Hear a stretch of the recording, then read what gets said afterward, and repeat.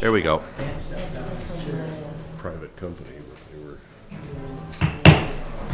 were. Okay, this is the, it's Monday, May 22nd. This is the regular meeting of the Board of Selectmen. Our next meetings will be on June 5th and June 19th.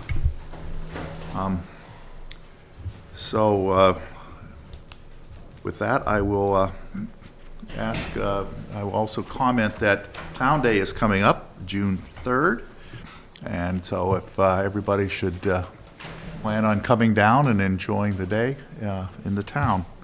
Chamber and the Town Day Committee has a lot of activities planned. And Memorial Day. And we have Memorial Day coming up on the 29th. There will be a parade and civic ceremonies, exercises in front of the War Memorial next to Town Hall.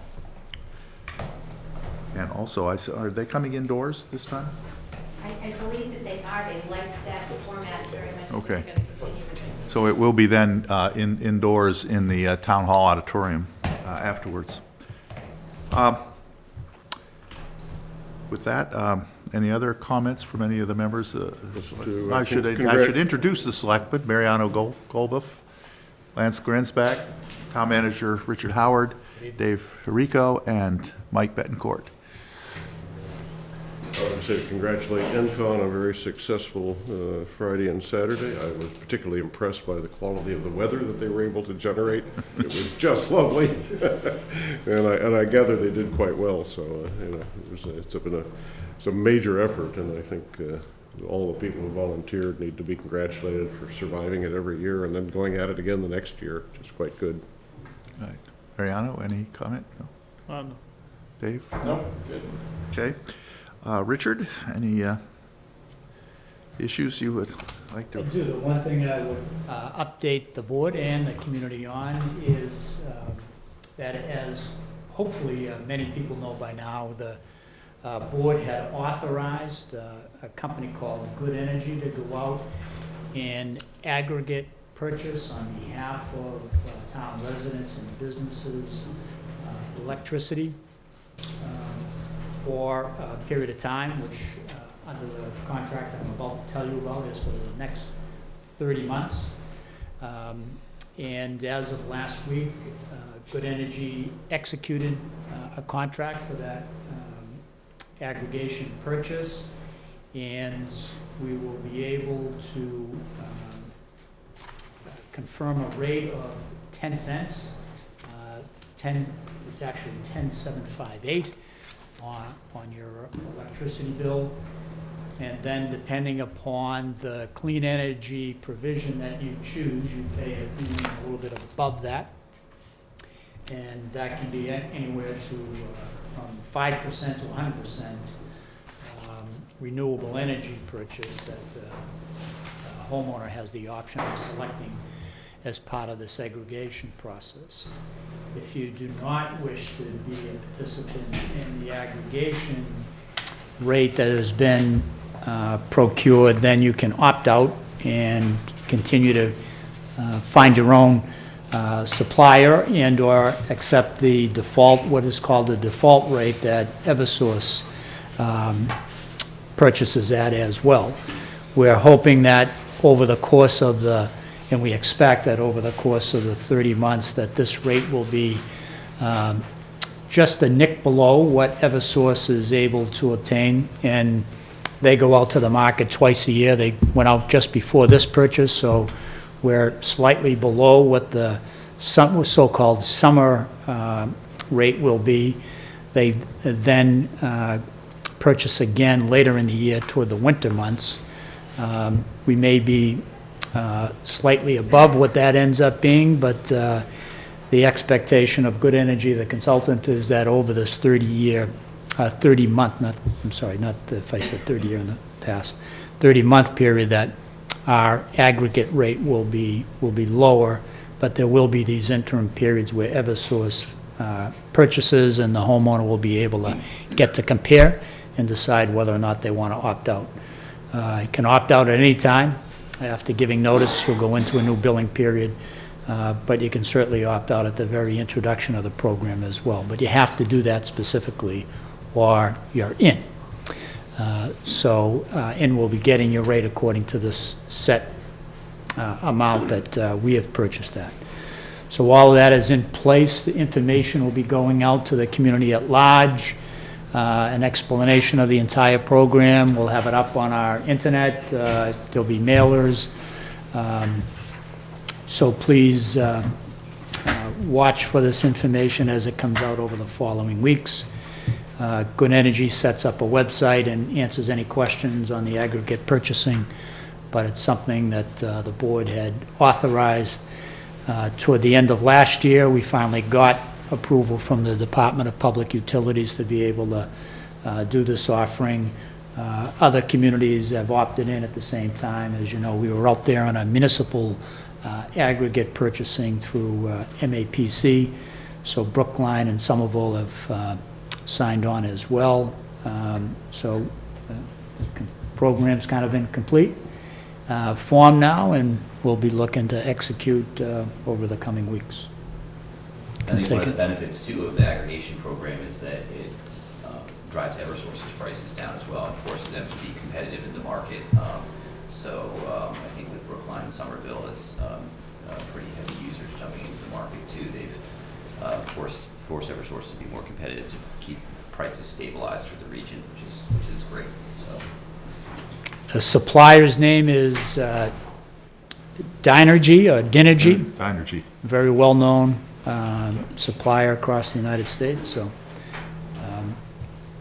and what we hope to be a reliable partner in the program going forward. But, yep, it's exactly what it does. It brings aggregate purchasing to the marketplace, and, Massachusetts, some areas in Massachusetts have been doing it for a while now. The Cape Cod area has purchased an aggregation, a little bit more now. Some of the Northeast and Greater Boston communities are now doing it as well. So.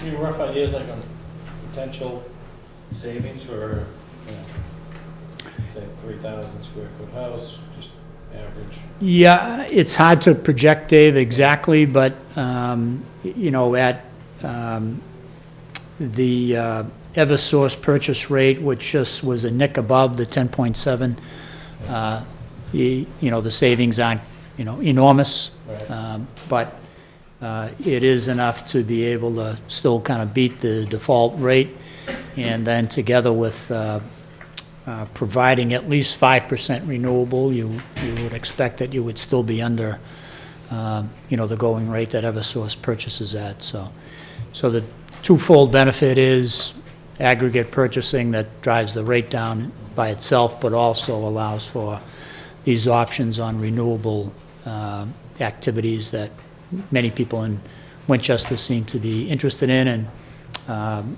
it, in the end, provides those ecological and environmental benefits as well. Do we do any tutorials like with the Jenks?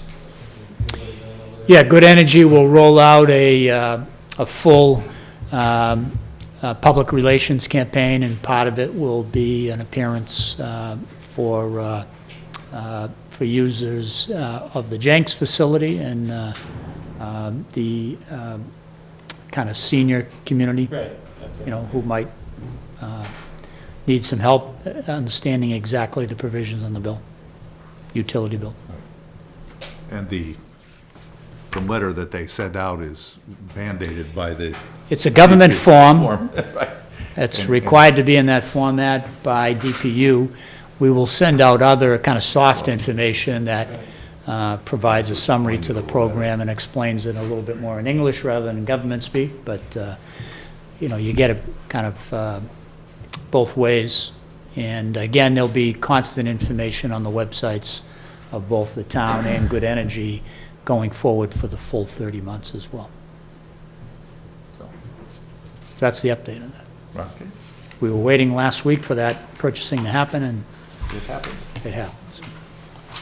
All right, we're at 7:45, and we have a hearing on Myrtle Street scheduled at 7:45.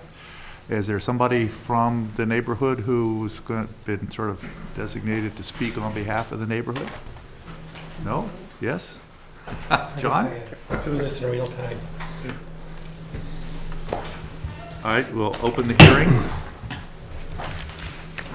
My name is John Minetti, and I live on the corner of Myrtle and Washington Street.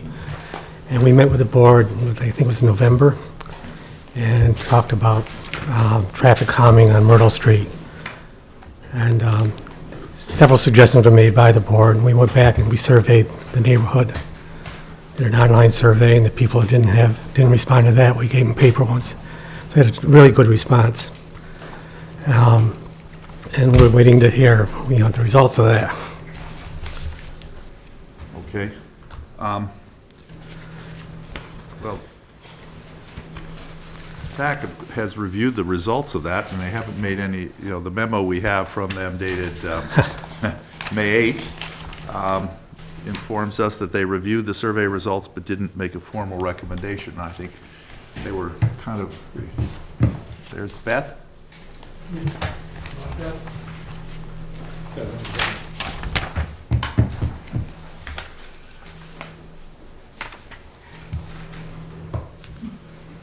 Yeah, I think the TAC, hi Beth. We're just talking about Myrtle Street. Oh, okay, sorry. And Beth can speak on behalf of the advisory committee, but I think they were of the mind that other than the recommendations they had previously made, they were more or less leaving it up to the residents to decide which one of the surveyed And that- steps to take. Right, and that's what we Would be did. in We took yeah. those recommendations, and we just put it in a survey form.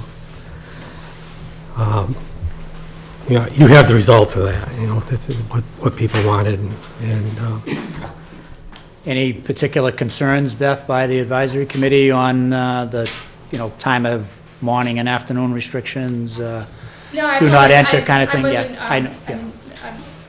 I wasn't expecting to attend this party meeting. I thought I was here for the grant locations. But TAC had previously recommended either do not enter at one side, one end, or the other, depending on what the preference was. The traffic counts, if I recall correctly, weren't so weighted one way or the other that it mattered.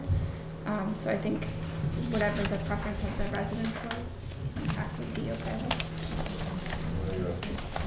I took it upon myself to read through all the old material and surveys. I don't know if you have specific recommendations, but I would say that what jumped off the page at us was there seemed to be a consensus to put a no entry 7 to 9 a.m. sign on the Mystic Valley Parkway sign. That seemed to get more favor than doing it on the south side, on the west side here. So that would be one piece. There seemed to be a consensus that whether it make any difference or not, we ought to post the speed limit as 20 miles per hour, which I think we can do on our own piece, which makes some sense. There was discussion of installing 1 or 2 speed humps or speed bumps. right. I think we previously had discussion, and I don't know that we've ever had a chance to research them, but the idea of putting in a temporary one, I particularly enamored of those because I flew across one in Somerville. It was very effective at getting my attention. It was it's a solid plastic rubber, I guess, material that's bolted or nailed to the ground and can be pulled up in the winter, or if people don't want it, so it's not a barrier and it can be laid across. I don't know that there's any. I don't think Beth hasn't engineered a location for that. So that seemed to be maybe a more distant third issue. And then the fourth one that cropped up was to put a don't block the box. Right. Without hearing question. And Right. I like the idea. I don't think it's going to be much observed, and it would sort of complicate the traffic flow between the 2 intersections out here. But certainly the one-way, do not enter 7 to 9 a.m.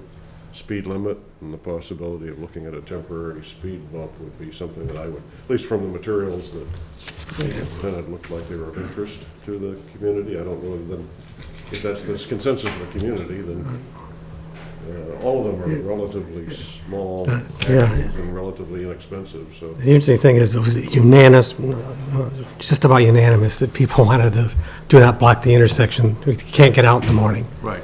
I understand that. and I think our chances can't get in at of night. Enforce it are pretty modest, is Well, the only concern. But if it's there, wouldn't it slow down, stop some people, enough? I think a lot of what's happening now is the result of the construction at the bridge. Yeah, but when this came up, it was long before that Yeah. started. And But certainly would be in favor of, do not block the intersection. But question again is, how effective is it going to be? We can put the signs out there.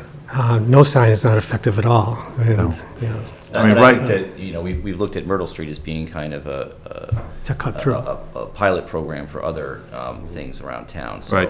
I think it's worth it to try to put the do not block intersection sign, see how it goes in a combination with the speed limit reduction and no through traffic. So, and if we want to do a temporary speed bump, we can see how all that works. So, I mean, you can, get sign, I mean, the other thing that cities use are to paint a do not, don't block the box. I don't, putting up a sign, we could try it. I think I'm very cynical about signs. People tend to ignore them instantaneously, but we could certainly people paint out the intersection, a box in there and crisscross, and see that in a lot of cities.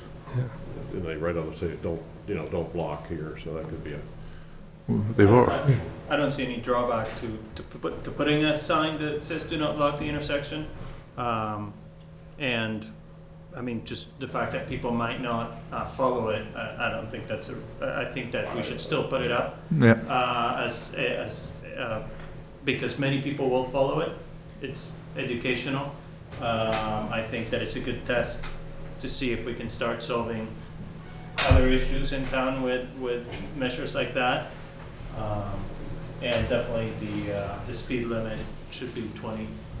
And I also agree with the time limit on traffic turning into Myrtle Street. It, Can I ask Beth, like on my street, I'm told there's a sign going up that will flash if you go a certain. Yeah, up right on Loring, we're putting in one of the radar, similar to the school flashing signs. Is we're that a putting in radar. possibility or? Well, I guess I'd just ask the question if the board is considering lowering the speed limit across, I mean, this is one of the things that's been talked about in this traffic working group, but if you're considering lowering the speed limit Across. throughout town, then I think it might be a little premature to vote something for Myrtle if we're gonna do that more generally. we're certainly discussing that. I don't see any great problem of singling out Myrtle as a pilot to see if anybody observes it. No, I just think it's gonna be, There- we're gonna get, every street's gonna have interest in having a similar thing done. It would just make sense, to me, to have a more blanket policy than to try to do it on a street-by-street basis, if that's the direction that ultimately we're gonna be headed in. part of it is it's enforcement. But I think I'd do something provisional with Myrtle Street rather than Sure. set a town policy at this point. See how it goes. I think that's always been our objective, Beth, is to try it on Myrtle Street, see if it's effective. In fact, I would think I would put the 20-mile-an-hour limit up without the speed bump initially. And if we don't see people following that, you could put your meters out there again and check and see how people are doing. If they're not, if we were still getting the average speeds that we were before, then we put the speed bump in. Yes. I was just gonna, what do the neighbors think about the speed bumps? Would that, I mean, because you have guys The- be going over them all day. that might People, get the tired. people with children love it. What? Everybody that I talk to has a child on the street, and there are a Yeah. lot of kids on the street. They really favor that idea. Really? Personally, I have no children, so, here, so. All right, what do you want So, to make a to motion? try to recap, so you said Yeah, I was gonna say- signage at the top of the street? Signage on the east end at No 7 to 7 to 9 9. 9 a.m. No entry weekdays, 7 to 9 p.m. 20 mile an hour. 20 mile an hour speed limit, and a do not block sign. AM, yeah. And The sign on the easterly travel lane on Washington Street that would signify do not block the intersection. Yes. So that would be I on think the if you're corner. gonna go do that, it has to be clear that we're talking about the Myrtle Street entrance and not the Washington Street, although that's another problem. You don't wanna confuse people, and I think we should also paint out the box there to make sure you're Yeah. clear. Because otherwise, I'm sorry, I'm very cynical. Yeah. People they're sitting there reading their cell phones, they're not looking at the signs, even the stop signs, and so That's for perhaps there's a sure. chance they'll look down and see a yellow box out area, but I would suggest, if we're gonna put the sign up, we might as well reinforce it. Well, paint the street, And I yeah. think we are looking at only on the east side there, because I don't think you can, I can't block it, you don't block it the other way. Can't block it the Yeah, other you way. want the east side. Okay. All right, So why don't you motion- make a motion, yes. So are we holding off on speed bumps? Speed bump, that was the fourth. That was the fourth one. I would hold off on the speed bump until we see how effective it's See how it going. goes? Yeah, we could as I said, we could put the speed controls back out and measure, speed measurement out there and see what's happening. And then we could go to the speed bumps. It's a narrow street. Yeah. I think what you, That, Let's- that's a huge problem. You know, someday we're going to come back and talk to you again about parking. Is there anybody else from the street that wants to speak about that, anybody? right, Here. sure, Helen Babcock. Ellen. Myrtle Street. I think it could be a very serious thing because people speed on that street. We have 27 children on that small section. And, someone running across the street, someone coming down. I guess I was very much in favor of speed bumps because it does slow cars down, and getting into the street and out of the street, you cannot go after people unless there's something saying that they cannot do it. If there's nothing there, you can't go after people for blocking the street, so it sort of gives us an opening. But parking is a whole different ballgame, but the speeding, I think what the neighbors have come up with is something that they feel would really help. When you have a speed bump, do you have a sign that says bump or just? Yeah. Yeah, you need to put a sign up. By law. You need to warn people. Could we, if we don't want to make the decision on the bump Well, would we tonight, put two, could we- would you need one at each end, or would you, I think when we met before, we were talking about, maybe a third of the way down the street and a third of the way up the street. I don't know exactly where that is, but when they talked about two, what you guys suggested, it was could we, at the ends, I don't think it's going to have any effect at all because could we Heather, have- did you have something else as well? I do. I think the other reason for the speed hump was more to dissuade the people who are using it as really a fast cut through to avoid Mount Vernon and that. And by putting that speed hump, they're not going to gain speed, and they're not going to, even if there's a flashing speed that says don't go above 20, they're not paying attention to it anyway, because I end up walking down the street usually in the morning, so the kids don't, so nothing happens, and people fly right by me really close and honk at me, and they're just disrespectful. So I think the speed hump itself would actually curb most of this issue. So I would it would be my recommendation if we could do at least the temporary speed humps. That would be beneficial, I believe, to the street. it's in the back? Russ Gann, 6 Myrtle Street. I've lived on Myrtle Street for 28 years, and it's not a new problem, and it gets worse every year. In my mind, the solution, Myrtle Street's unique because it's bordered by 3 streets, and it's a cut-through. All day long, you see it. And I can even tell when Waze directs people to Myrtle Street because Mount Vernon is all backed up. To me, the solution is alleviating the traffic. And I've said, why not have a no-through traffic sign? It does 2 things. Some people will not go down, some will. And the other thing is, Waze and Google Maps will catch it and won't divert people down the street. It is really a unique situation. All the traffic that comes down is people diverting to miss lights.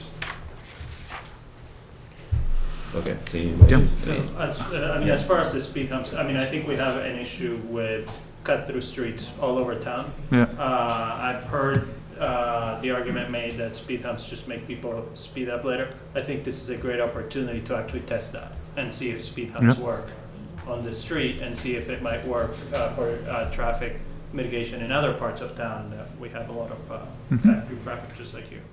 So could I So the suggest question would be one or two. Well, let's bite it two pieces. Maybe ask the town manager and the traffic engineer to find out the cost and availability and installation requirements, and then come back to us in 2 weeks. And then if the cost and installation are reasonable, then we can talk about installation, because we'll need to order them and put them in place, right? Right. We're just talking about the temporary one. Temporary ones. Yeah. Temporary. And then, you know, I presume we could get something in place within a month if we needed to. And I feel like we've been talking about this for a while, and we've seen, you know, we've done a full traffic study, we've done traffic counts. The neighbors from Myrtle Street have been here for at least, No, you know, a few times, you know, I mean, so, and we have been, in our traffic working group, been discussing this as kind of a pilot project to see if these things work. At a certain point, we're gonna, you know, have to invest some money in putting the temporary, you know, speed bumps in, and just to see if they do, if it's an option for other streets in town. I just point out, we don't know how much they cost, and we, you know, take a little bit of thought where they go so that it's not in somebody's driveway or that it's not Right. interfering with the drainage, so. Okay. I would say, you know, can we find out and come back within a week or two with the answers, and then consider it at that point? I'm just curious, from the neighborhood, if I look at the data that Beth's team produced here, the number of cars flowing from Washington Street to Mystic Valley Parkway is pretty high in the morning, and yet we're putting the sign, no entry, at the other end. I think what happens, with my observation, has been that cars coming up Washington Street turn around the driveway and park. They're high school kids, they're commuters. People coming down the street are flying down the street, and they're, you know, they are redirected from 93 or wherever the, you know, traffic problems are. Okay. Well, and I think that, I mean, by looking at the breakdown, while the counts are higher going the other direction in the afternoon, I think in the morning, they're more concentrated. Right. Yeah. Right, so I think it's a bigger Right. issue, Yeah. especially with the speed. Well, Well, let's give it a try, and we'll see how it works, and we can come back and revisit it in 6 months or so and see how it's working. Very good. So All right, I let's move that look- we approve traffic changes to Myrtle Street, one, to reduce the 20 mile speed an limit hour. to 20 miles an hour, a no through traffic sign on, No entry, 7 to 9 enter. a.m. do not 7 to enter, 9 in the sorry, morning. 7 to 9. The top of the hill. And AM. we'll, in the morning, yeah, and we'll look at, Do not block the intersection. Don't block on the the easterly side, do not block intersection, and the Myrtle Street entrance, and we'll evaluate the pricing availability of the temporary speed bumps, and we'll take that up again in our next meeting. We'll get you the pricing and 2 recommended locations on the street Okay. in 2 weeks. Before, we- Can I just clarify with the do not block intersection, you want a sign and you want the road striped? Striped, yes. Washington Street striped? Yes, I would. yes, Yes. So hopefully with the sign that says "Do not block" in, you know, painted into the street. So signage. I think you and- want it above the ground, too. Yeah, you want the letters on the ground, it says that this Yes. is do not block? Yeah. Before we take a vote, let me close the hearing. And now, all those we have a second for the motion? All right, all those in favor? Aye. All right, you've got Thank you it. very much. We'll implement it as soon as we can. Thank you, Beth.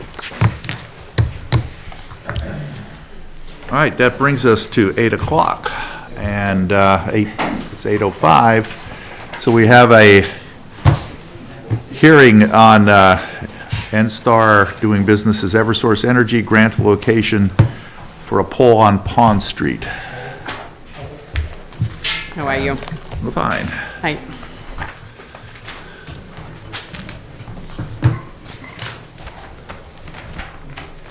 So this is a grant location, like you said, for Eversource. As you're aware, there's been some work done by Mass DOT to install new signals at that intersection, and as a result, they've had to move some utility poles around. This is actually a slight shift for one that we had already approved when they actually got out there.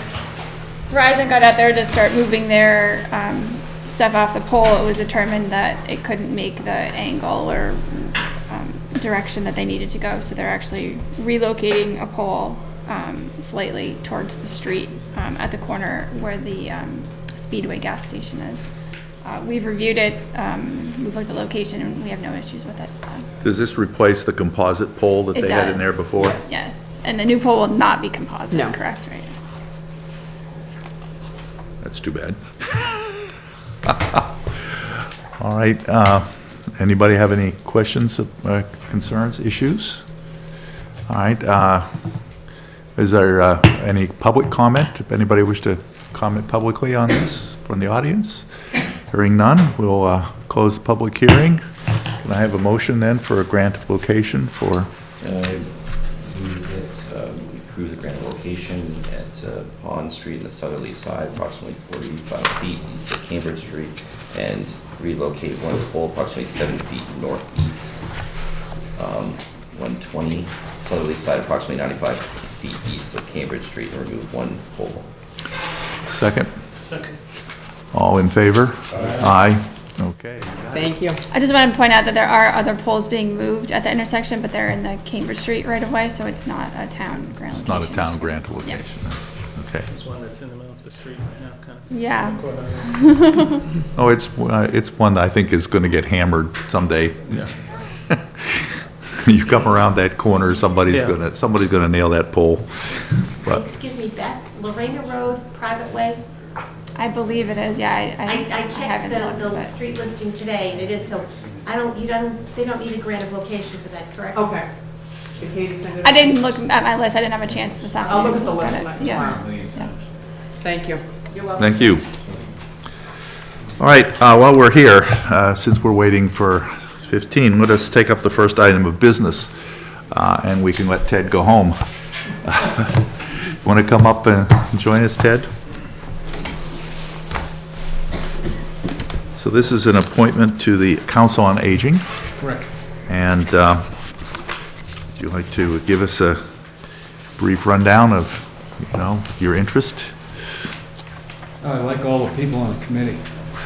I've told that to many people, and that's true. So, you like to get on a committee that there isn't one person trying to waste all your time. But truthfully, I've been on multiple different committees in the town that kind of come together with this one. So, although I'm the treasurer of the Winchester Scholarship Foundation, that doesn't come together with this one, but it does in a way, because one of our donors was didn't have any money, and we got her house.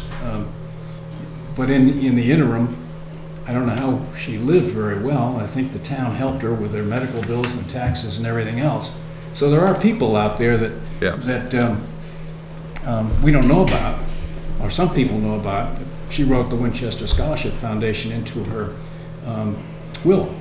But I've been on and a director and a trustee at the Mount Vernon House, and our mission is to support seniors. And that's kind of the same mission the Council on Aging has. And so I think they kind of come together. And I was Commissioner of Trust Funds, and so I understand the Aces Fletcher situation. Whenever that came up, it seems like 2 or 3 years ago. And so I think that's the end result of that will be very beneficial to everybody. And I was on the Finance Committee at the hospital, and that kind of dovetails with what the Mount Vernon House does and the Council on Aging. And so I think they all kind of come together. And I'm certainly a believer in the sustainability of a lot of these organizations, and just hope to make a contribution so that the Council on Aging and seniors and whatever the direction we go in is beneficial to everybody. And I'm well aware of the contributions that a lot of people in our town many years ago have made that make a lot of things work. And whether it's pick up from the funds that we managed at the Commissioner of Trust Funds, or Mount Vernon House, we rebuilt that to the tune of about $12 million. And it was just because we built up a fund that could do that. Right. And the Scholarship Foundation gave out 127 scholarships last year for $134,000.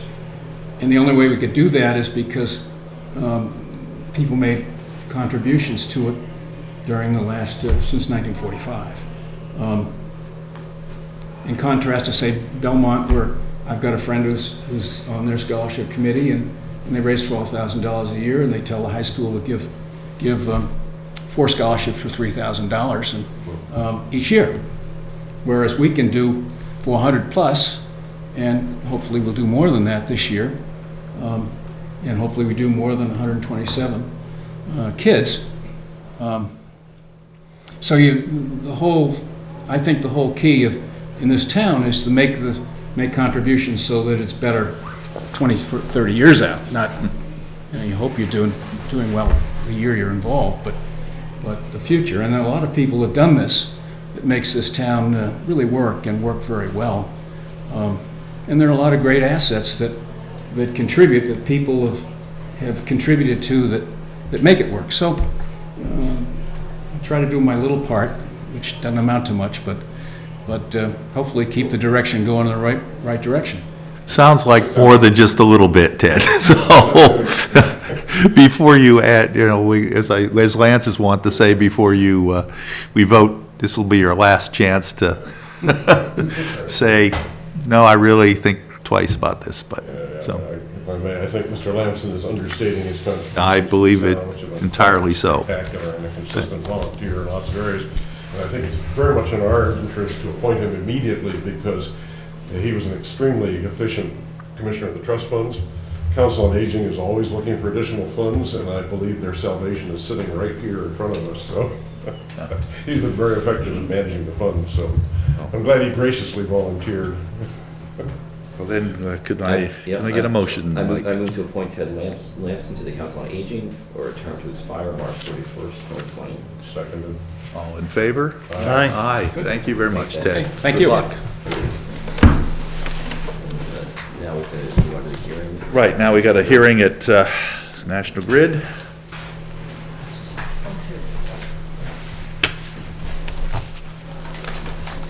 Evening. So, we'll open the hearing.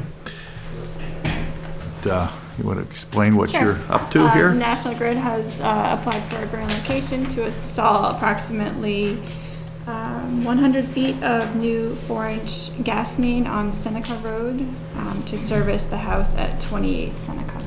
And we have reviewed it and have no concerns. This would be in the road? Yes. Okay. While we've got him here, I would call his attention to the article which appeared in the Winchester Star claiming that there are some 95 gas leaks in town. Okay. And I'm just, I would hope that we could get somebody in here from NSTAR to talk to us about that and what the plan is for fixing, for National Grid, I'm sorry, to do something about that and what the plans are and what's being done about it. Well, we work towards fixing all priority leaks whenever we can. This year we went through a hiring process, so now we're going to be doing the lower priority leaks as well. So basically it's twofold. We replace all the leak prone pipe and we repair any leaks that we have in our system. These are all Class 3 as well as Class 1 and 2? Class 3s moving forward, the company has pledged to, I guess, fix those along with the grade 1 and grade 2s. Okay.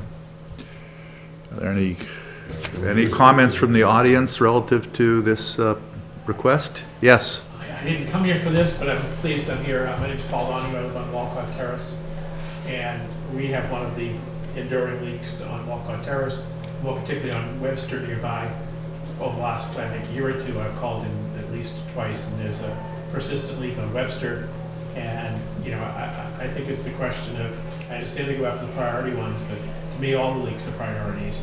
If you're walking down the street and more than once or twice you smell it, to me, that, leaving that as a acceptable outcome for years and years is, to me, unacceptable. Mike, you might want to suggest we ask for a schedule by location, because the locations are all known, and if they're hiring staff to do it, presumably they're programming them to do it, right? I would suggest that Yeah. Beth and Jay and I contact the appropriate representatives at RID, and we can discuss the topic and find out what the game plan is and where the priorities are, And maybe report back. suggest a few locations as well, and then report back to the board accordingly. All right. Any other comments from the audience? Yes, sir.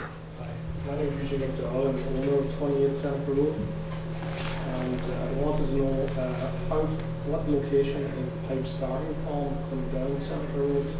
I'm just concerned with blocking off my neighbor's driveways as they reach my property. The dead end of the 4-inch cast iron is in between 22 and 26. So we will be crossing in front of number 26 and dead ending in front of your house. Is that location further away or closer, 10 Street locations? Um, Can you check? we can double check, but it should be closer. I'm sorry, what was the question that you were answering? What was the last question? I'm trying to verify where the location No, is we starting. barely hear you, sir. If you just, I was trying to verify where the location is starting from in relation to Penn Street. Okay. Okay. Any other comments or questions from the audience? No? Hearing none, we'll close the public hearing. Can I then have a motion? Yeah, I move that we grant the petition for Seneca Road, the extension of a 4-inch plastic low-pressure main from existing 4-inch cast iron low-pressure main on Seneca Road to serve the house at 28 Seneca Road. Second? seconded. All in favor? Aye. Opposed? None? Okay, you've got it. Thank you. Thank you.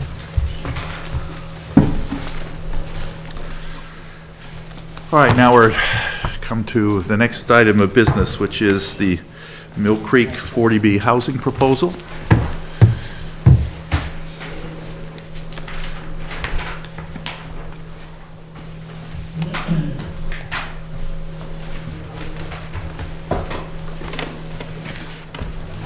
Yeah. So to tee this up a little bit, the board knows both the owners and the potential development team, known as Mill Creek, have come in recently and talked to staff, Brian Kelly and myself, about the notion that the site, what's known as 4345 Fulton, and property adjacent to it could be redeveloped from its current kind of commercial and industrial condition into residential under a housing platform that representative the first and the telling us a little bit about. So for many years, or at least a few years that I've been here, we've known that warehouse activity that's at the end of the drive, which encompasses the 4345 site, has been a little bit problematic since the reinstitution of train delivery to the back of the warehouse.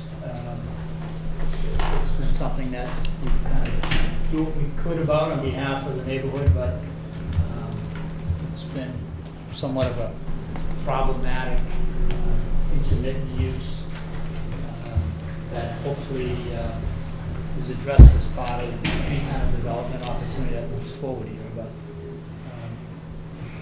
we're glad with the and happy with the interaction we've had with the development team so far. They understand that what we've asked them to do is come before the board and then at a later date, at least once or as many times as it takes, to be able to explain to the neighborhood what it is they're hoping to do in terms of this transformation and get that neighborhood feedback in place before any applications are filed with the state or with Mass Housing in order to introduce the residential program that they're going to be talking to you about tonight. They've given us those assurances, so this is kind of the first step in that process.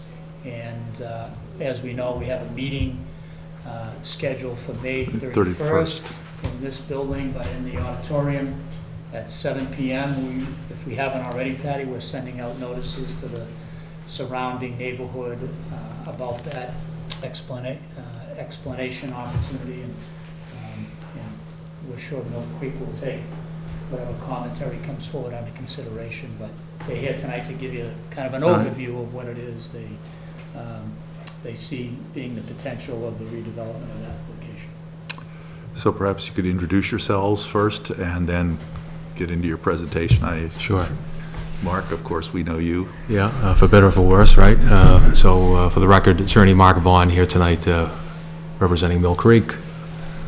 Lars Unjum, who is Director of Vice President of Development for Mill Creek Residential, and Ed Bradford, who is an architect with the Architectural Team, Inc., responsible for some of the very conceptual plans that you're about to see. But I'm just going to give a very brief intro, if I could, Mr. Chairman, but I think, Richard, you obviously teed it up well in terms of the purpose for us being here tonight. I know Lars wants to be able to explain a little bit about his company and their experience and what they do, but we are here talking about the industrially zoned property on Holton Street that I think the board is obviously very familiar with the location.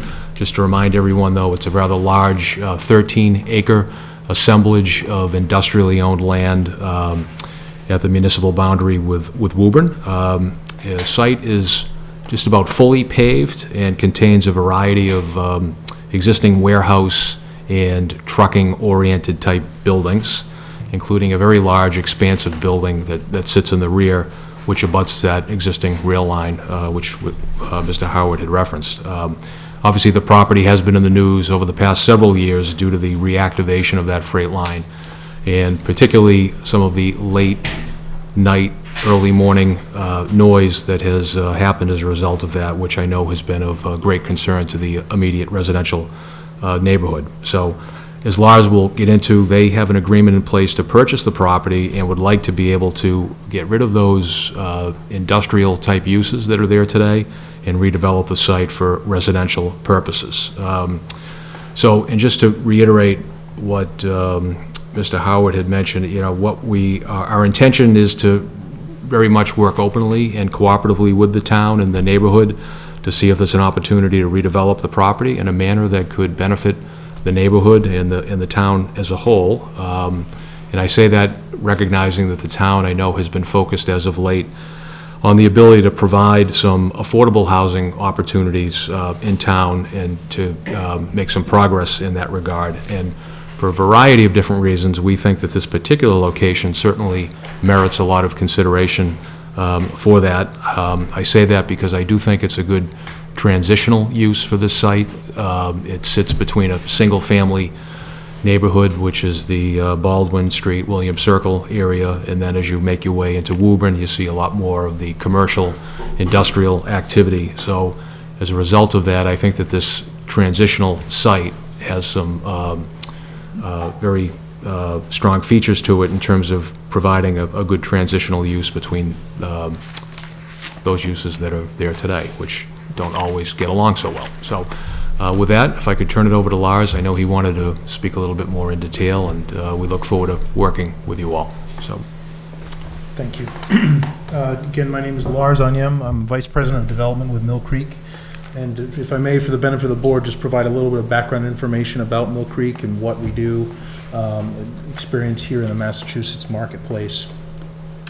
So just a quick background on myself. So I've developed over 2,600 apartments here in Massachusetts over the last many years, valued at over $650 million. So projects like these are what I'm experienced in putting together. And so we are excited about this opportunity, but it's consistent with the sorts of projects that we have done in the past.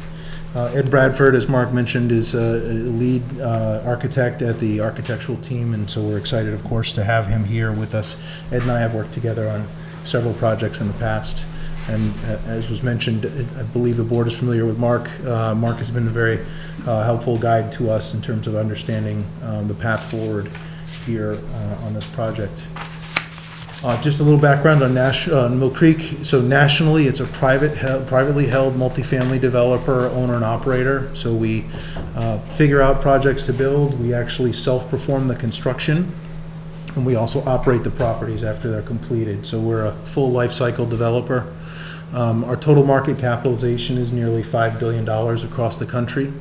We have nearly 18,000 apartments under management currently, and another 10,000 or so in our development pipeline. And we're recently ranked the #4 developer nationally by the National Multi-Housing Council, all of which is just to say that we have a large platform here, deep venture resources and market expertise in the company across the country. Boston is one of 4 of our 14 regional offices. We're based up in Burlington, Massachusetts, right along the highway. We have 37 full-time associates in Massachusetts. And again, as I mentioned a moment ago, we have an integrated platform. So we have the development, construction, and operations groups, all internal employees. So one of the things that's nice about that is, we're long-term partners. We're here not just for now, but for the long term. And so we will eat our own dog food, if you will, in terms of we're not going anywhere anytime soon. And currently, we're developing, building, and operating over 2,000 apartments here in Massachusetts, valued at over $1 billion. So we do have a strong platform here in Massachusetts, and would love to add this project to our portfolio. So just a quick review of some of the projects we've done here in Massachusetts, so you can just sort of see some of the styles of products as well as the towns and cities we've been able to proceed with projects. So Concord Muse was completed in the fall of 2013. That's a 350 apartment community. That's a community where Concord, their 40B large cap max was 250 apartments. And as we developed a good working relationship with the town there, they asked us to upsize the project to help the town address their long-term 40B requirements. And we were able to help them do that and make that happen within the size of that site. Watertown Muse in Watertown, Mass. Completed fall of 2014. That's 206 apartments. And as you can see there, it's a large mid-rise building, has parking underneath the building, and TAT was the architect on that project. Recently completed, summer of 2016, is Modera Natick Center. That's a project very similar to this one in the sense that it's a good town with a good school system, good location, proximate to the local commuter rail, and a mix of mid-rise and townhome type apartments. Smaller in scale here than what we're contemplating for this site on Holton Street in terms of its 150 apartments, but still a good indicator for us in terms of the types of product, in terms of home styles, apartments, flat apartments, and townhomes that we're thinking about at the moment. And then Modera Hopkinton, which is still under construction. That's actually a construction progress photo from just a few days ago. That's 280 apartments. This is again a case where the large project cap in Hopkinton was 250 apartments, and the town asked us to consider upsizing the project a little bit to close out their 40B obligations. And then some additional projects under construction, Modera Medford, 297 apartments. This is right along Route 16, right near Wellington Station. The more prominent corner, which I don't have shown here, is a rounded curved wall right by the river there. And so that is, we'll have occupancy beginning in July of this year and wrapping up deliveries in the fall. And then Modera Needham, which is 136 apartments that just started construction late last fall, so we're just finishing up foundations now, and that will start delivering apartments this coming spring. And that is, again, another 40B project that we're very excited about. As you can see, sort of a smaller scale, but while it's hard to sort of tell. Actually, the back building there is a 5-story building over a garage and then townhomes up front. And again, that project is designed by TAT. And then some of our projects that we're working on currently, pre-construction and in permitting. So in Modera Framingham, 270 apartments, 5 levels of residences above structured parking. That's in downtown Framingham as part of their economic revitalization of downtown that's currently underway, which we're very excited about. And then Modera Marshfield, 270 apartments. This is on Enterprise Drive, just off of exit 12 at Route 3 there, as part of that mixed-use development area. And so that's sort of a quick introduction to our track record and our background here, both nationally, but as well as what we've done here in Massachusetts. And then what we'd like to do now is sort of show you kind of where we are with thinking about this project site on Holton Street. As was referenced by Mr. Howard, our current status is we've basically contemplated a bunch of different ideas. We have some kind of preferences or leanings, but we wanted to start the process with the board's agreement in hoping to engage with the neighborhood, start getting some feedback and thinking through the trade-offs of the various types of programmings that are possible on the site, talk through and be very open about the various constraints that we face and that the town may face. So what we've started with is a series of different alternatives that we've sort of thought as like kind of a first pass way to try and support a conversation with the neighbors. So this again is the full project site, the full 13 acres. The white dashed line is the municipal line between the town of Winchester and the town of Woburn. And so the site entrance would happen here off of Holton Street and on the way in. And again, as was described earlier, there's a variety of different commercial and light industrial uses. There's some small office. There is the existing stone counter supplier. There's faucet oil in the back here. And then there's this large warehouse, two-thirds of which is record storage in the back, predominantly in Woburn. And the front, front two-thirds is the Thai Logistics, which is a big source of the fun with the trains. And the site includes the sidings that are along the main active railways here. And so we are very cognizant of the nuisance factor involved in those train uses right now. And we are early in the stages of trying to understand what is the path to decommissioning the sidings and removing the risks associated with those trains idling overnight and sitting there, etc.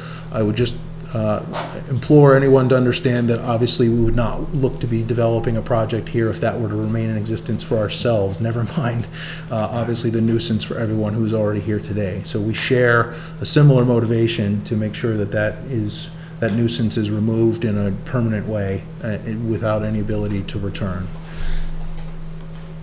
So now I'll just give a quick rundown through some various site plan alternatives to help you understand some ideas that we've had, thoughts we've had on how to address different design concepts. So here is what we call Alt 1. I think it's the one we've sort of found the most favor in internally before having the opportunity to talk with the neighborhood and talk with other stakeholders. And so if I may, I'll just sort of highlight some key elements here and then happy to jump around, but I don't want to belabor any one of these plans too much. So some simple, straightforward things here. You'll see that the idea is to basically have a nice boulevard entrance, a double boulevard with lots of plantings leading into the site. And then we have little small 2- and 3-story townhomes on either side of that boulevard. And the goal here is to really try to respond to the scale of the single-family neighborhood that's on Baldwin Street and nearby. And so we have sort of a lower density, more bucolic type entrance here. And then try to focus a larger building at the back of the site, proximate to the railroad tracks.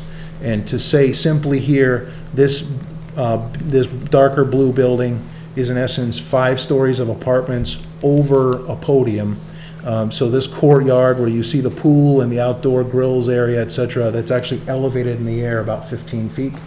And the reason for that is to provide covered parking on the project, which will help reduce the amount of apparent asphalt, as well as it then gets the apartments above the active rail station. Because while we hope to get rid of the siding activity and the trucks and the trains running overnight, as you all know, it's still an active commuter rail line, and we'll still continue to have freight activity go by, just hopefully not stop and sit there anymore.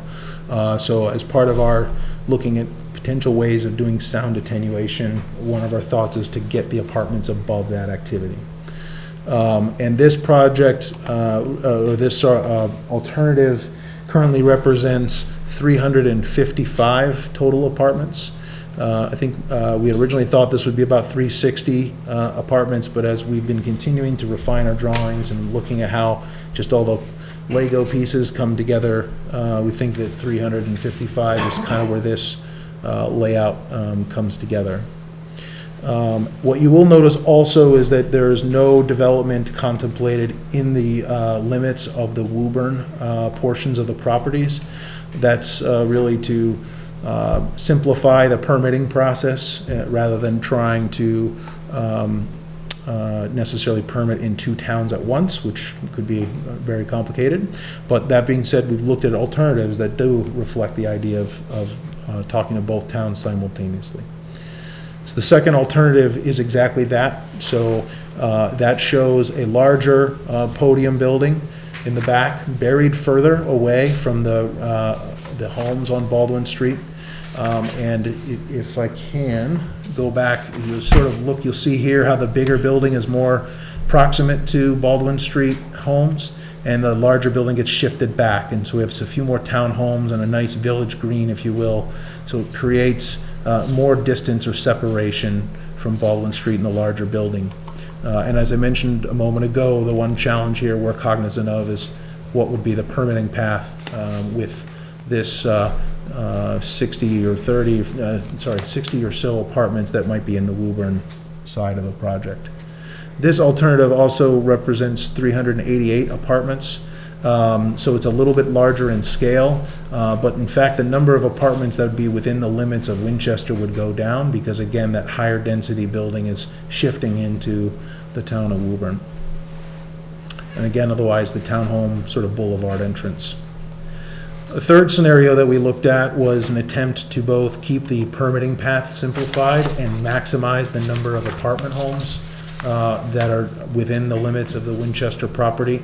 So here again we have the 5-story building on the podium, but we've now introduced a second 5-story on podium building right along the hill near the GSA building. And so the thinking here is just a pure kind of analysis on our part of if we really wanted to just get as many apartments onto the site as possible, what would be something that feels reasonable, albeit I would say relative to sort of having that boulevard entrance, still very dense.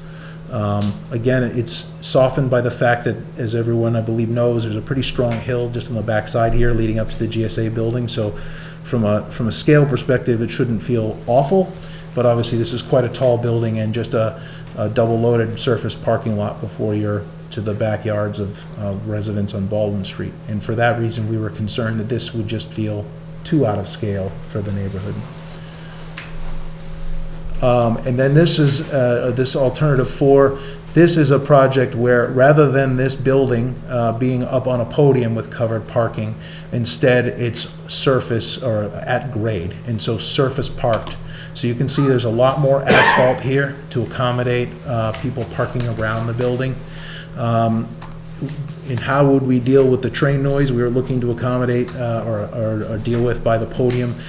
This would require us to have some ability to put in some sort of a sound wall along the edge of the property so that there's just not overt train track noise going straight into the apartments across 60 feet of parking and some landscaping. This is 302 apartments in total, and so this is a way for us to sort of be at a slightly smaller density level where we're still able to keep the boulevard type entrance in the front and then have an on-grade building in the rear portion of the building while not going into the town of Woburn. And then lastly, this is another scenario we've looked at, which is it's a little bit of a tweener, if you will. It's, again, got the boulevard entrance that's framed by townhomes on the way in. But then the mid-rise building has sort of two steps to it. One is the main building where the leasing office and the primary amenities would occur. This, it's all on a podium, but then there would be, is it two or three levels of apartments on this lighter blue section here. So again, it would sort of address some of the scale concerns that might be there, especially from residents in Baldwin Street in terms of having too tall of a building here. And then the back portion of the building would pop up to be that 5-story building. So this introduces quite a bit of complication inside the nuts and bolts of the building, but we think what we could do here is create a design where this edge of the building kind of responds and is stylistically similar to the other townhomes. So as it relates to sort of the curb appeal and street view in, it feels pretty much like you have the townhomes kind of village feel, and it's not until you get into the site that this building pops up, proximate to where the sort of rock face is up to the upper GSA building. And that is some of our initial scenarios that we have come up with.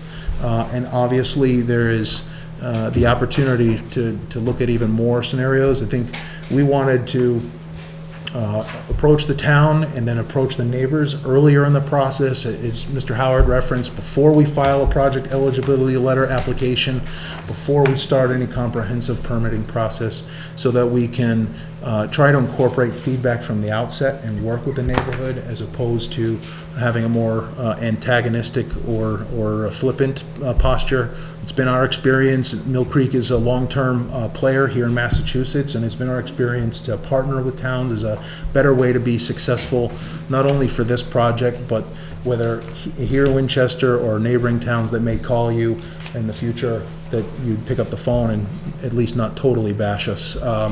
So that's sort of our approach. And so now I'll turn it over to Ed Bradford, who will talk through what we did do at the suggestion of Mr. Howard. Is we took the alternative one, because it's sort of, instead of doing them all, we just picked one and just show some rendered perspective views of the project, of what we sort of anticipate how this project would be experienced from the neighborhood, and sort of very early indications of what the architectural style might be and how the scale and massing might feel to nearby residents. Thanks, thanks, Lars. So we did prepare a series of views in order to really understand or begin to understand how this proposed concept might fit into the neighborhood. So we have prepared a preliminary view from Holton Street. We actually went and took some photographs last week, 6 views down Baldwin, to understand the visual impacts from various vantage points along Baldwin. And then we also went across the park over to Forest Street and Brookside to understand if there would be any visual impacts from those vantage points. So this is a view from Holton Street at the site entry to the project. This is the entry boulevard that Lars just mentioned. So again, as has been stated, our design here, our approach to the architecture, it's actually quite preliminary, as is our first take at it. But I think it does begin to show some concepts, some ideas that we think are important, and Lars highlighted many of them already, and that is to locate lower density buildings, lower scale buildings towards Holton Street and towards the homes along Baldwin. And then in the rear, as Lars noted, larger scale buildings that are set back from Holton, in this case 650 feet down the boulevard to the 6-story building. Again, this is a kind of test case. We looked at alternative 1.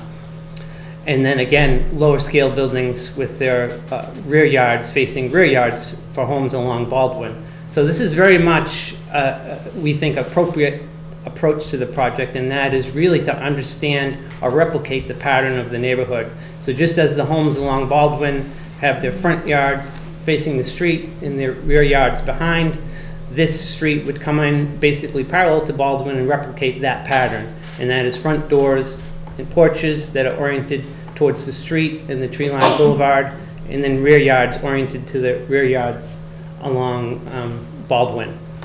So our approach again to the architecture is quite preliminary, but I think you can start to see what we think again is appropriate, and that we think a traditional approach to the architecture, maybe with some contemporary flourishes such as corner windows and the like, but we think an architecture that should be complementary to the architecture of the neighborhood and the scale of the neighborhood.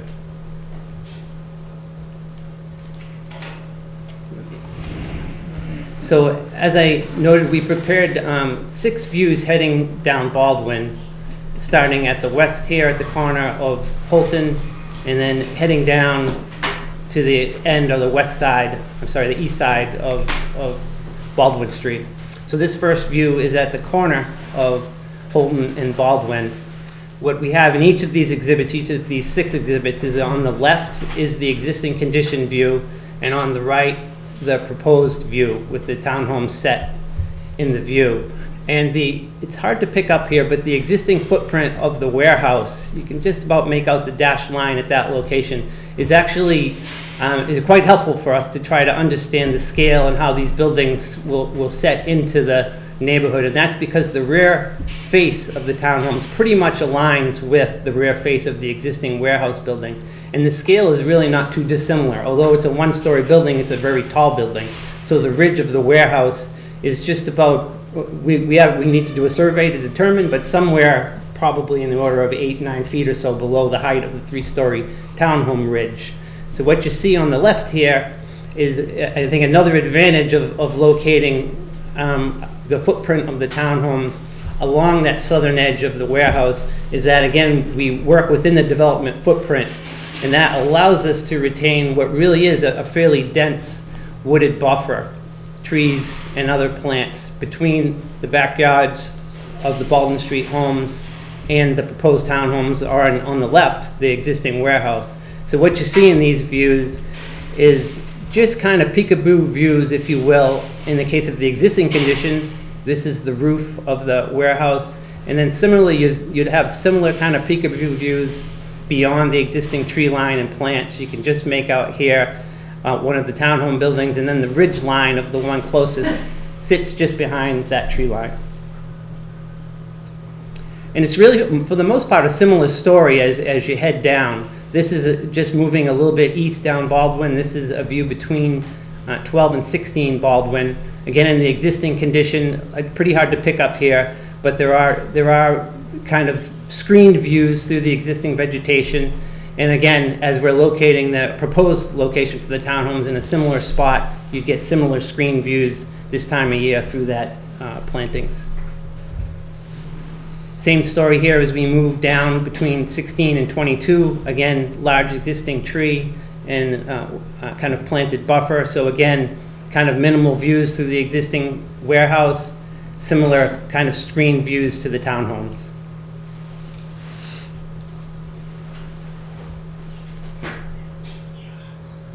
We're at 22 and 28 Baldwin. This is a condition where you actually do get a view corridor through, a kind of narrow view corridor through, just to the left of the existing trees and plants. So there is the existing warehouse, and then you can see the backyard and back elevation of one of the 3-story townhome buildings. But we think a scale and texture character, residential character, that's appropriate for the neighborhood.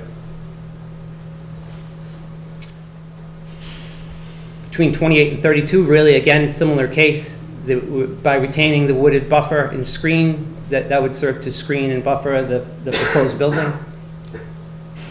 And then finally, the last view, we're now at the end of Baldwin. You can see the view at 36 Baldwin. So this is a case, as Lars noted, we've now kind of headed to the east end of the site, where now the proposed 6-story building in this alternative one, in any case, you do begin to see the top story, the 6th story of the building, as well as the roof line and some of the dormers in this, again, preliminary scheme. That portion of the building would be visible from this perspective on Baldwin. And then finally, as I noted, we went over onto Forest and Brookside. to make sure that we understood any potential visual impacts from vantage points along Forest and Brookside. So we took a series of photographs, in this case 3, represented by these red triangles again. But in this case, with distances that range from 500 to 700 feet separation from the proposed community and the existing neighborhood, as well as the kind of dense plantings and trees in Davidson Park.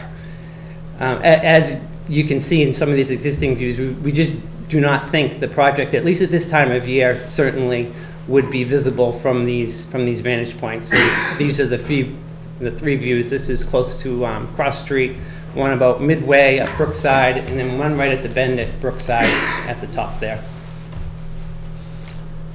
I'll turn it back over to you, Lars. Yeah, sure. Thank you, Ed. So again, obviously, this is all very early in our process.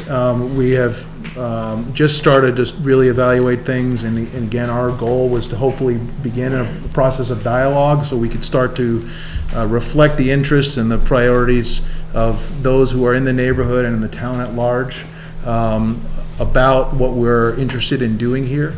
And our hope is that we can have a bunch of productive conversations and incorporate that feedback into what ultimately would result in a proposal that would be filed to see if the site can support a 40B style project. But as Mr. Howard referenced, we're months away from that, and so we're genuinely here to start what we hope will be a good range of dialogue with multiple stakeholders about what we should think about as we try to refine these very early preliminary concepts into something that hopefully we and the town of Winchester could be pleased with. So those are our initial opening comments, and of course happy to entertain or answer any questions. The only other thing I may add, if I may just amend myself, as I believe the board is aware, with the way that the 40B regulations are outlined, a standard 40B project would be limited to 300 apartments here in Winchester. And so one of the things that we would be interested in talking about with the board now or in the future is just the ability for us to apply for larger than 300 apartment homes. That doesn't obviously mean that anything is guaranteed nor granted. It's just simply giving us the option to explore that with the Zoning Board of Appeals if we were able to come up with a program that felt like there was some potential. So I just wanted to mention that, but certainly happy to discuss that now or later. So again, any questions or discussion, happy to have, and thank you very much for giving us the opportunity to meet with you. Dave, did you have any comments or questions? Taking some notes, if I can talk maybe after. All right, Mike? Just a few questions. Thank you very much. Sure. I appreciate the materials in advance as well, very thought out. Maybe Mark can answer this question. It seems probably a silly one, but do we only get credit towards the subsidized housing inventory for units that are actually in Winchester? So if we're looking at the extended project in the Woburn land, Yeah. we would do that because the bulk of the projects in Winchester would, we not get credit for those units? Maybe John? My understanding would be that you would only be getting credit for the units that are actually constructed in the town of Winchester, and to that extent, I think it's actually units where the bedrooms are actually in Winchester. Sometimes I think there's homes where, they it might run across a municipal boundary. So I think in this instance, it would be the ones that are in the municipality of Winchester. But I think, as you know, if it were done as a rental development, which is what the proposal is, then you do have the ability to count all of those units in Winchester towards your SHI inventory, even the market rate units. And I will say that I'm partial to the boulevard concept that you designed there. So are we. Attractive and, it really kind of eases the project into the neighborhood a little bit. And one of the, I think, benefits here for you is the proximity to Davidson Park, which could use some attention and some investment. And so maybe there would be an opportunity for some sort of discussion of linkage there. I know that the train tracks present a little bit of an issue as far as access, but I think it's a great opportunity, especially as the one deficiency of your project here is probably green space. You know, you're looking at a lot of two-bedroom apartments and looking, you know, probably a lot of young kids in the area, and I don't see really a lot of room for them to be, you know, out playing. So, and also the bike path is running right along there too. I think it runs right along the edge there. Richard, is that correct? That's not here, she's all right. It follows Okay. pretty much the It's existing close. trail. It It is. follows pretty much the existing trail through the park. Okay. Yeah. Comes right through the park. And then, you know, my only other question was about the townhomes. It's kind of hard to see the different size and scale. I know that you mentioned some of them are 2 and 3 bedrooms. Yep. And, you know, multiple floors, and yeah, I don't know if there is a way to that works better as far as maximizing units but minimizing the kind of scale of the building. Yeah, if you'd like, I can just quickly, maybe pull up, there we go. So this sort of shows you some of the different sizes. So here at the end are the 2-story style townhomes. And as you might see, so each townhome has a garage for parking and then a driveway in front of it. So there's sort of the lower density as you approach Holton Street. And then right now we're showing the 3-story type townhome. So basically a garage and maybe there's a den down there, but nothing really useful. It's really getting the kitchen living area on the main level and the bedrooms up top. So to answer your question about the sort of the density size trade-offs, certainly you could, for example, it's something we've thought about as well, you could make all of the townhomes on that side of the boulevard 2-story townhomes, but in order to provide all of the programming one of those would need, you just would have to go shorter and wider, and so there'd be fewer of them. But it's certainly something we've thought about as well as a possibility to consider as well.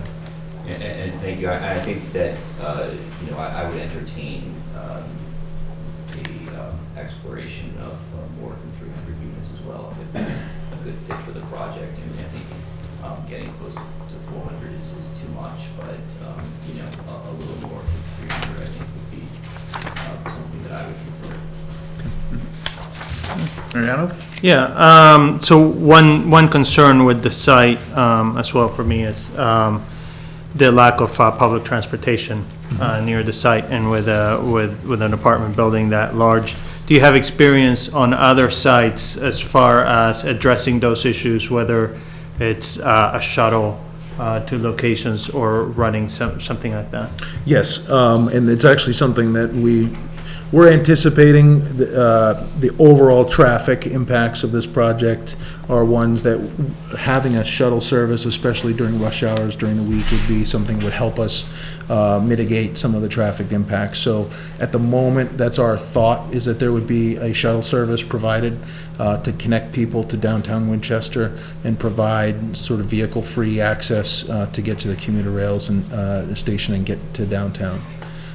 So certainly open to that as part of our process. We haven't done any initial traffic studies because we don't even know the size of the project just yet, but it's certainly on our radar, something wouldn't be surprised if that would be a recommendation that came from the traffic engineer. Yeah. Do you have experience doing that in other developments? I do as a developer. Mill Creek, I don't think has yet had a project where they've needed to operate a shuttle bus, but I've done it with previous developers with which I've worked.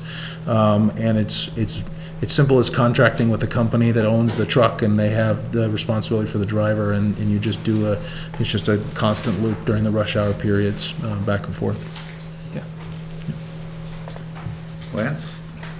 We'll see what the neighborhood has to say, because they have to look at these buildings, but I would say your scenarios 1 and 5 look more appealing. I probably would be more interested in 5, because I think it breaks up the mass a little bit. I'm always impressed how quickly architects can grow trees. I would, while the perspective from Holton Street is very nice, I think at some point I would like to see a raw sketch up, so we can, without the trees and decorations, good marketing, but in order to get a sense of the massing. Sure. And we we lack leaves on trees in Boston for most of the winter, so Yep. it's a very different perspective on that. So I think that sort of a sort of a wireframe sketch up to show what really is out there would be useful at some point to do that. Just a minor kind of site, we spent some 3 or so years talking about the hospital and their development on 620 Washington. It wasn't the residents on Forest and Brookside and off of the other side of Washington that, at the scale you're looking at them, it was the people much further up the hill who objected violently to seeing the air conditioning units and hearing the noise radiated up the hill. So I think you made the point that at the Forest Street level you can't see through all that, but once you get up toward the hill there, that's something that people will sort of ask about and say, well, what's it going to look like? It's going to be far away, but it's going to be very, very visible. And what's the color? What's the treatment? What's the theirs? The other two things that there's a sort of big set of discussions to be had about how to unscramble the traffic across Holton. We've looked at that and had some preliminary designs, but I think that's when your traffic engineers come in. That's going to be it's been a problematic intersection. Yep. So that's something that both we and your renters will want to look at. The other thing that just strikes me is that we've been having discussions earlier this evening about traffic racing through neighborhoods.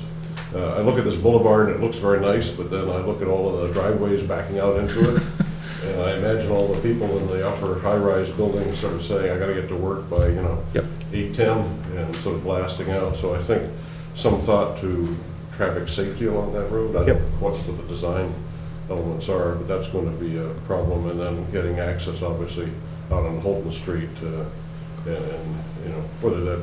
I think the traffic engineering study probably ought to make a good guess at what the directions are. How many likely to go north, how many south for jobs and commuting and retail, so we get some sense of the impact. Because I'm sure Woburn will want to visit us and listen to the traffic impact. Yes. So those are immediate reactions. Would you like me to make any comments about any of those items, or just take notes? You have good answers for them, sure. Sure. Well, so roof screening and design is something we're certainly cognizant of. As compared to the hospital, one advantage we have is each of our individual apartments are have individual utilities, and so rather than like a large commercial grade air conditioning and heating system that generates a lot of noise, it's instead will just be multiple air conditioning condensers sitting on the top of the roof, and then the furnace system is inside of each individual apartment. So while the quantity is large, the scale and the noise generated by the equipment is much lesser. Typically, we do white rubber roofs. It's good for energy consumption and just overall building management over the years, not having the black, older style rubber roofs that generate a lot of heat. And then we certainly are open to screening those utilities that are on the roof as well. We generally try to concentrate the equipment over the corridor, so it's in the center of the building, away from the edges, but given, as you say, that residents are up the hill and kind of looking down upon this project, screening that so it's not an apparent part, we can certainly work to make that disappear as much as possible. Yeah, this is going to be much further away from the hillside on the east than the hospital units were. The solution there was largely screening and noise buffers, which was much, in that case, it was much closer to the residential neighborhoods. Yeah, and then we agree on, not having engaged a traffic engineer yet, but, just in visiting the site and sort of contemplating things on the cross Holton Street intersection, we agree there's definitely some opportunities for improvement there, and we certainly expect that we can help in solving that, depending on what the warrants are, hopefully solving it in a really substantial way, as well as trying to improve the pedestrian connections on Holton Street from the entrance to this site all the way down to Cross Street and beyond to really help create a pedestrian connectivity that's helpful. Obviously for commuting, it may not necessarily be everyone wants to walk down to downtown, but on a Saturday afternoon with the beautiful weather we're having now, it's readily an idea to grab your family and walk down the street to go grab an ice cream or a bagel or something. So. Here's the only other observation I would have. We get the number of stories, townhouses, parking units and such like that. I think the school committee would be very interested in getting at least ballpark, between X and Y, numbers of likely number of kids at the various grade levels, for the various, I don't know whether it's whether as you go up, I've forgotten, but I think the mix of units is partially regulated by. Yeah, under the state guidelines, we're required to have a minimum of 10% of the units as three-bedroom, and that's what, we'd be relatively close to that, but, you can't have anything less than 10% three bedrooms, so. The question is, as the total number of units scale, the building goes up or down, presumably that the mix of units changes from studio 1, 2, 3 bedroom, things like that. And I think even a rough approximation at this point of, your history of, Sure. Or for this market area, what would you expect in the number of kindergarten, secondary, high school Yep. Kids would be good, because the question will come up time and again. Absolutely. Dave? I just wanted to follow up on the transportation issue that Mariano had raised too, and in relation to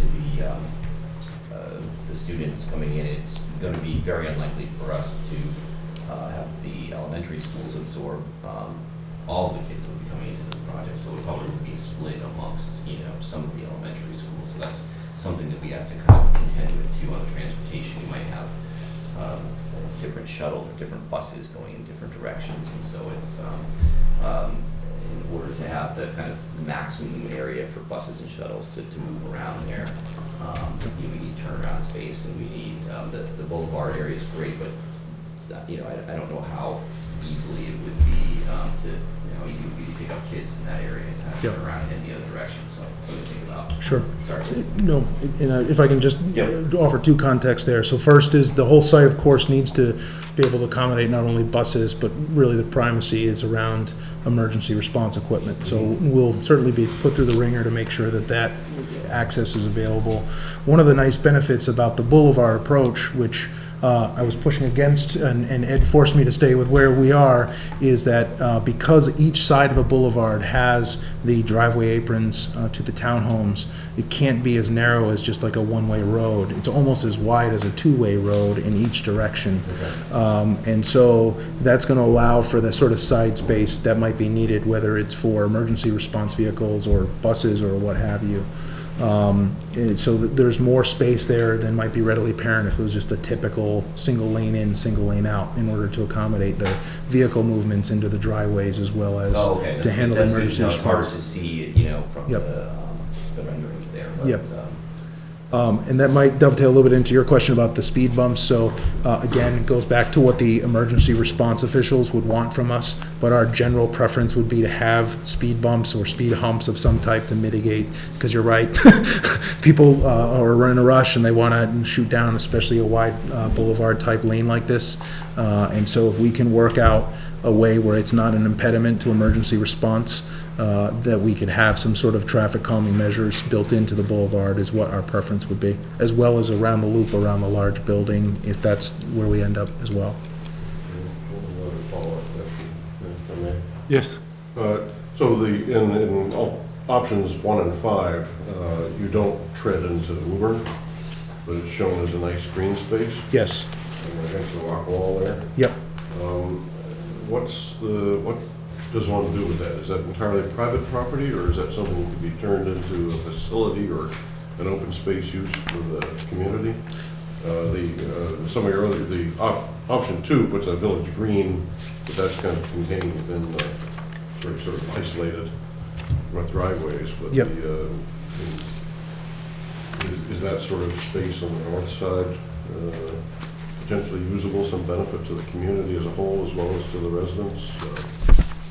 Potentially, yes. I'll be honest, we haven't really done a lot of research just yet of what Woburn would allow or not. It's currently zoned as light industrial, so there's only a limited number of as-of-right uses. So it's the sort of thing we would need to have an initial conversation with Woburn officials to understand what might be possible.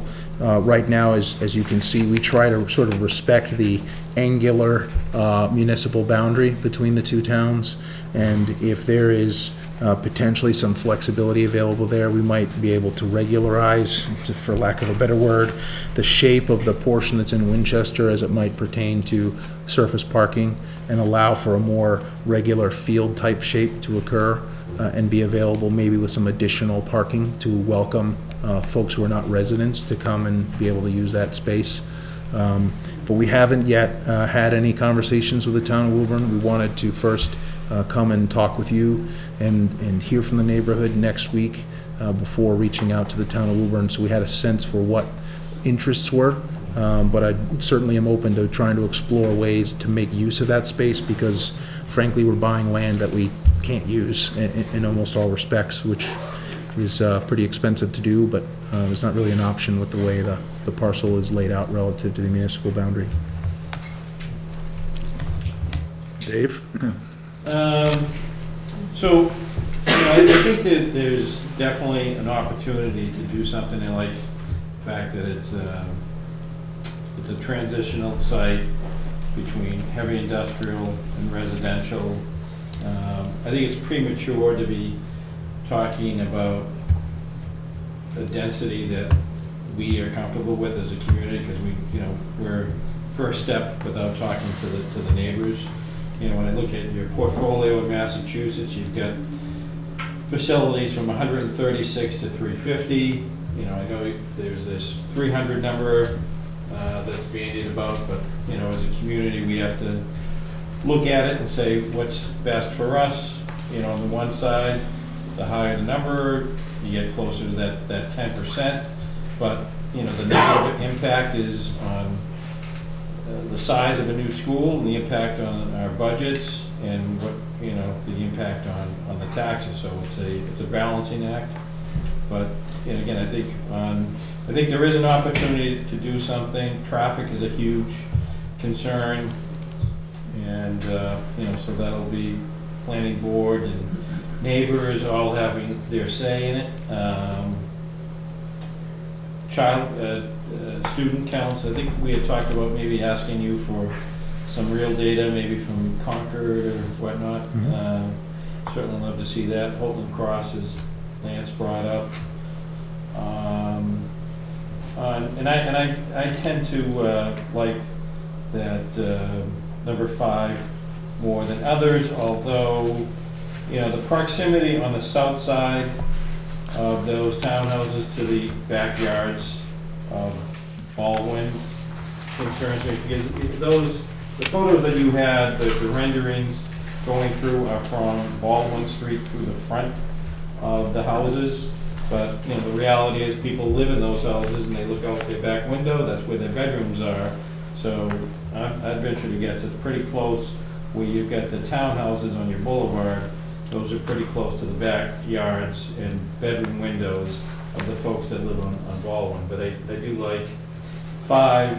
The one going into Woburn concerns me because you get a split community.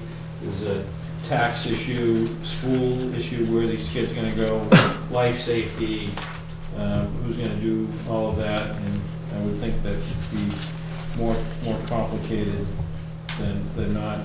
On your buildings, do you have traffic, community building, traffic or,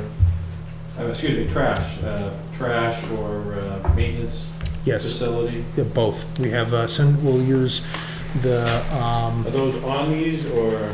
they're not shown, so in the mid-rise building, basically we'll have a centralized trash facility and recycling facility in the building. In the building. And so residents on each level basically will be able to access a chute, a vertical chute, to drop both items, separate chutes for each type of waste down, and then we have a team that collects it. And then also underneath the podium would be a maintenance facility that's hidden from view.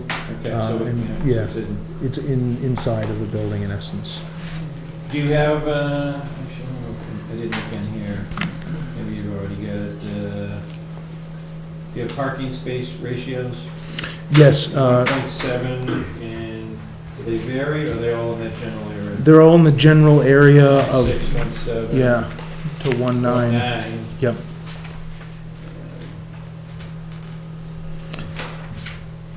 So can you just talk a little bit, so with Woburn, again, because it kind of concerns me, what would be you talk to us, you get a feel that maybe there's an opportunity to do something, but you go to Woburn to talk about that other option?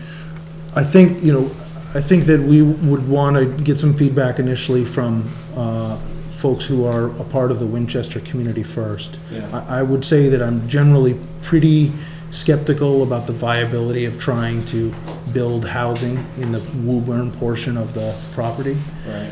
Understandably and rightly, Woburn will want to understand what we're going to do to address traffic impacts to Woburn as part of our comprehensive permit process. They'll have an opportunity as an abutter withstanding to weigh in on the project eligibility letter process and the comprehensive permit process. Right. And so I think we would hope, as part of addressing their concerns relative to traffic impacts going northbound on Holton Street, that we could also talk about ways to better utilize that, what would otherwise just be a field of space on the other side of the property.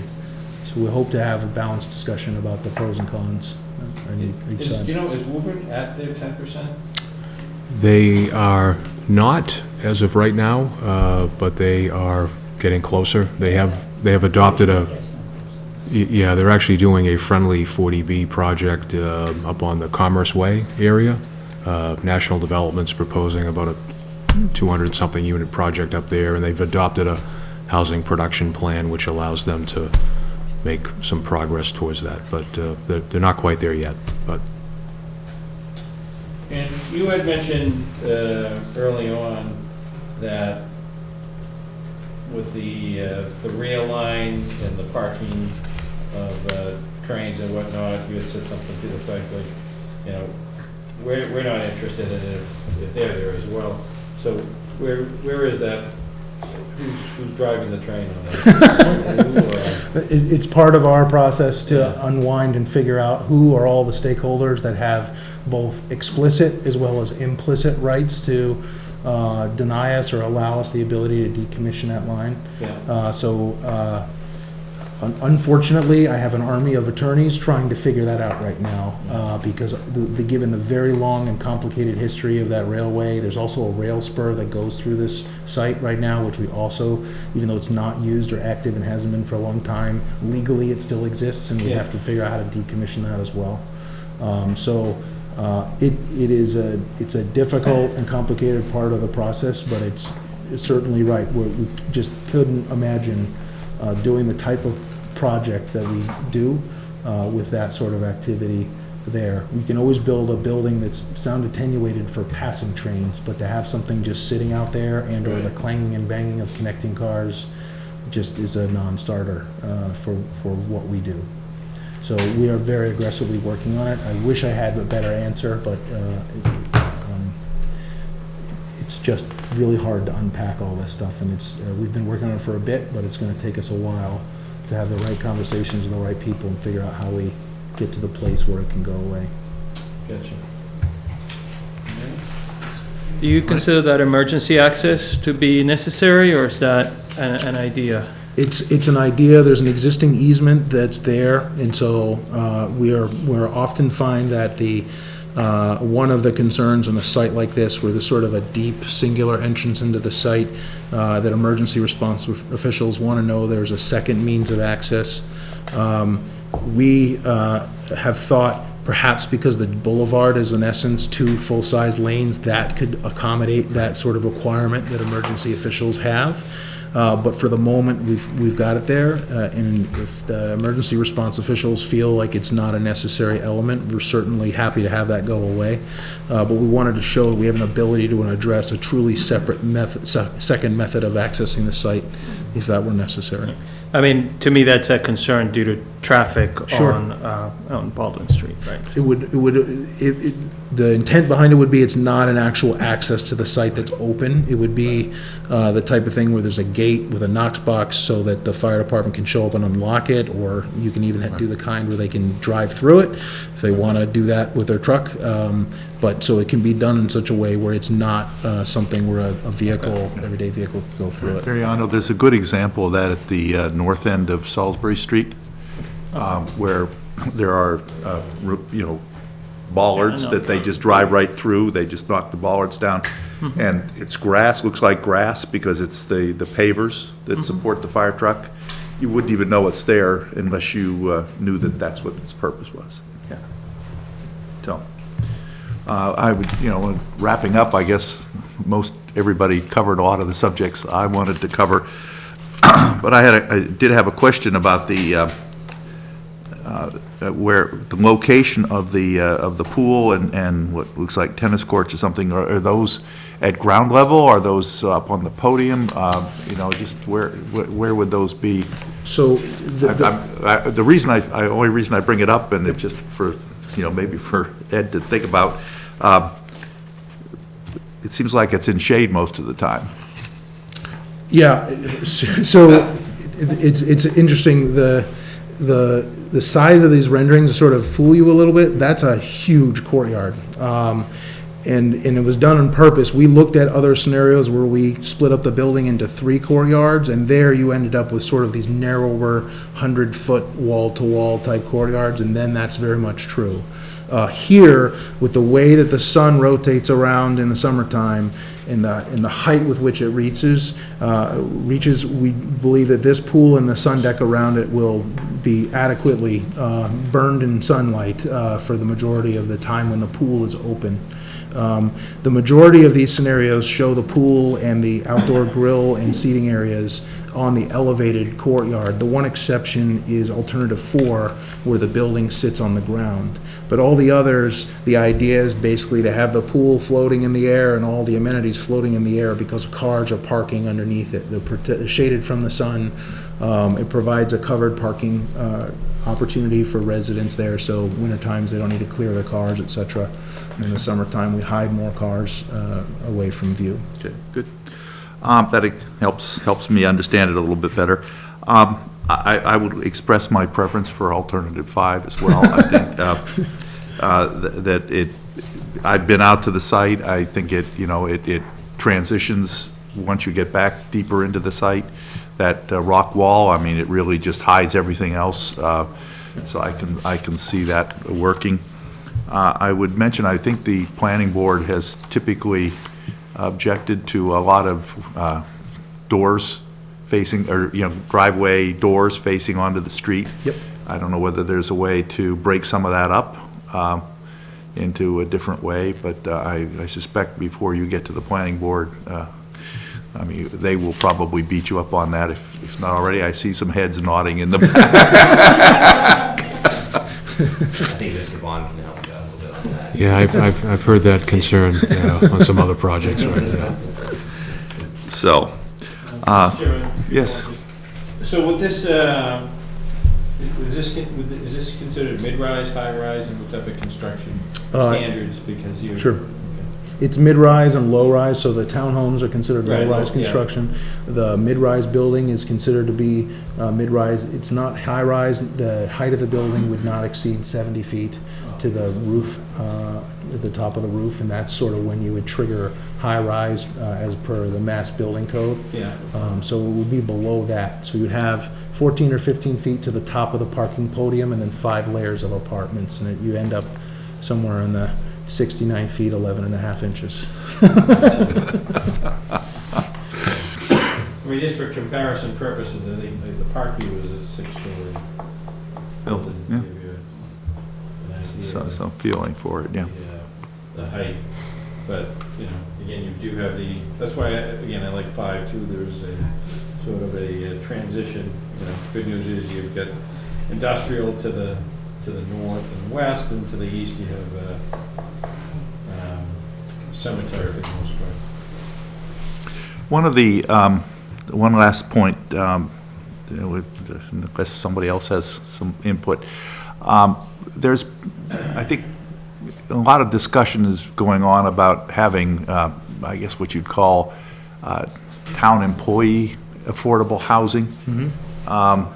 Would you envision that any of these townhouses or apartments would fall into that category, or would you contemplate something like that? We certainly would contemplate it. There's sort of 2 kind of methods where something like that could potentially be accommodated. The first is as just part of the affordable housing of the 40B project. There is the ability to look at establishing a local preference guideline for the lottery and for the selection of residents, which can allow for criteria such as town employees or town residents having a priority over the larger applicant pool. The other option would be to look at some sort of supplemental workforce housing, et cetera. Mr. Howard asked me to look into that. I will admit I have not yet had a chance to do that, but I am certainly open to exploring that further and figuring out if there's some way where we could provide some sort of additional means to support those who may want to live, even if it's on a short-term or temporary basis, as a segue into or out of the town, for sure. So again, as part of this overall, having these initial discussions, I know this is a little bit odd, but we don't have a ton of answers at the moment. This is a genuine, we want to start the dialogue and figure out all of the things the town is interested in and looking for, and it's certainly something we're open to talking through further. I know we have a number of people out in the audience who are paying attention here, but I would ask them to hold their comments till the 31st, which will be our meeting to seek that input.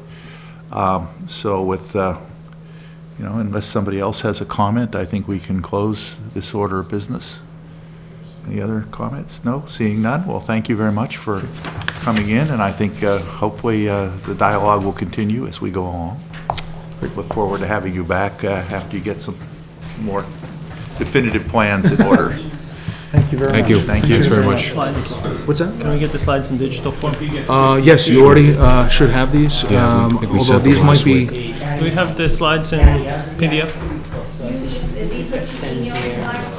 These actually, I think, might be slightly enhanced from what we emailed you, so if you'd like to take them from the thumb drive, you can do that right now, or we can email it to you. Make sure you have the very latest. All right. Then I think we're on to the consent agenda. What about the gold and silver? Oh, all right, totally forgot that. Yes. I did forget matters from the audience, but... Yes. Paul, on to you. Hi, Paul. Nice to meet you. Nice to meet you. I'm not working. So if there are any non-docket items from the matters from the audience? I was chatting with one of your associates. All right, hearing none, thank you. Moving on to the licenses. Renewal for the old gold and silver license. Sure.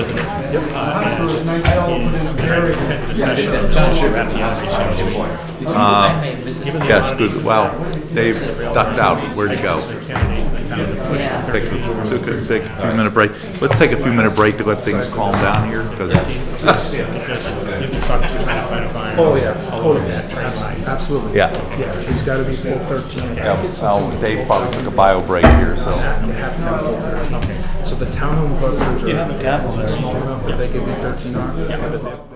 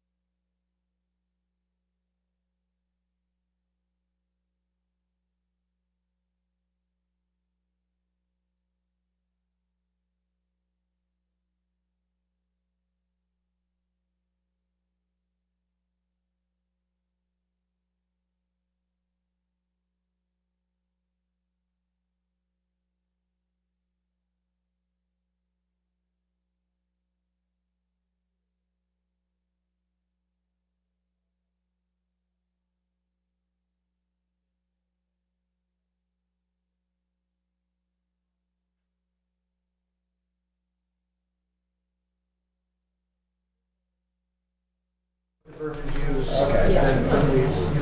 creative. Yeah, sure. Get back to business here. Okay. All right, we have a old gold and silver license renewal, so we could have I don't think there's any objection to Winchester Limited Jewelers, so could we have a motion to? I move that we renew the license to Old Gold, Silver, Winchester, Limited Jewelers at 34 Main Street. It expires May 1st, 2018. Also Sims. Jewelers, 550 Main Street, expiration date May 1st, 2018. Second? Seconded. All in Do these- favor? Aye. What? Do these have to be done separately, or is it okay to do just one motion? We can do them together. Aye. Aye. Aye. Okay. Consent agenda. Yeah, you can do all the, why don't you keep the minutes and the acceptance separately? Yep.